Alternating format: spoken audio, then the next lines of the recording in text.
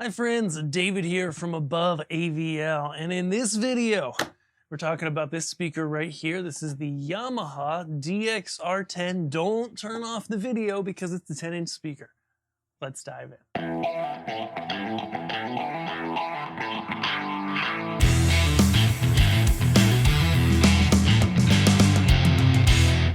When it comes down to it, we have videos of this on our channel over at Learn Stage Audio, but you know, a lot of people go out to get a speaker and they think to themselves, okay, I need a 12-inch, I need a 15-inch speaker, etc.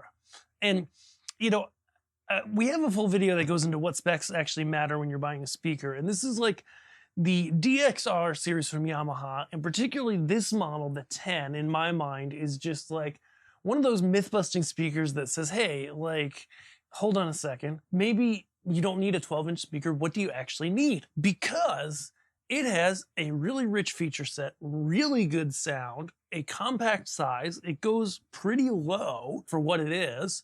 And, you know, honestly, I think if you blindfolded some people and put them in front of a bunch of 12-inch speakers at around the price of the DXR10, and then you put them in front of the DXR10, play a variety of music, run some microphones through it, same kind of test we've done in reviewing this, I think you would be surprised when a lot of people pick the 10-inch speaker. Let's talk about why. So from the physical characteristics, the DXR series from Yamaha is one that honestly surprised me the first time I heard it a number of years ago, because it's a plastic box. And plastic boxes get a bad rap in audio because they used to sound really terrible. But they don't have to be, and they don't always sound terrible in the long term. So you get a nice handle on the top. Okay, you can have the ability to do a stage wedge. It's a 60x90 horn, so you know it's not an amazing stage wedge, but in a lot of uses it can work okay. So it's going to be 90 this way, and it's going to be 60 side to side.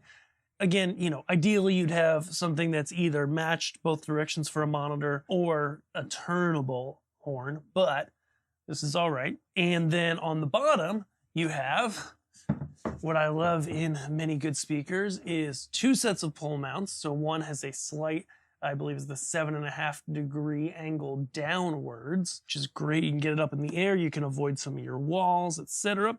And then on the back, we have a whole suite of things and settings. So you get a microphone input that can go through to another speaker, mic or line input. So then you've got line here, so you can switch between whether it's mic or line level. You can go over here, input 2 is a line, left, right. Input 3 is an RCA line. You can link out to the next speaker then, so that's gonna be the whole mix that happens up here going out to the next speaker.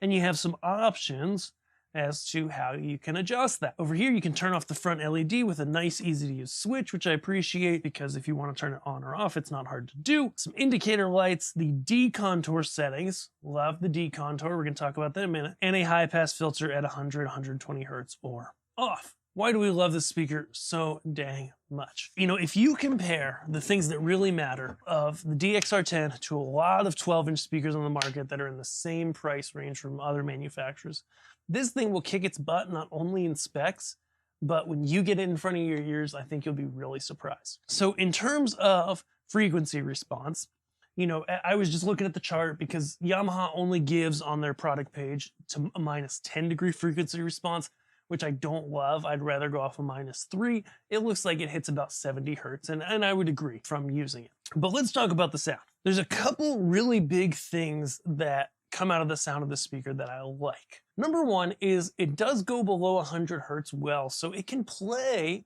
some bass out of itself. So if you're doing a party or just a smaller act where it's not really bass heavy, it's gonna do an okay job down to about, like I said, 70 hertz. Technically, the -10 dB rating is down to 55 hertz, but regardless, if you're doing anything serious, you're gonna have a sub, right? Even, you know, most 15-inch speakers really don't go all that much further down past that. But what you get out of the sound of the speaker is really stinking good. If you've never heard a DXR series, I encourage you to try them out sometime, or next time you need to buy a speaker, buy one, because it is so worth your time. From quiet to loud, it's very consistent and it all sounds good, okay? And part of that is the Decontour. So one of the things Yamaha does in the powered speakers, besides the fact that their powered speakers have a 7-year warranty here in the US, which is just bonkers, besides that fact, is they have what's called the Decontour, which you can turn it off or you can turn it to front of house / main or to off. And what that is it actually adjusts the sound based on the level.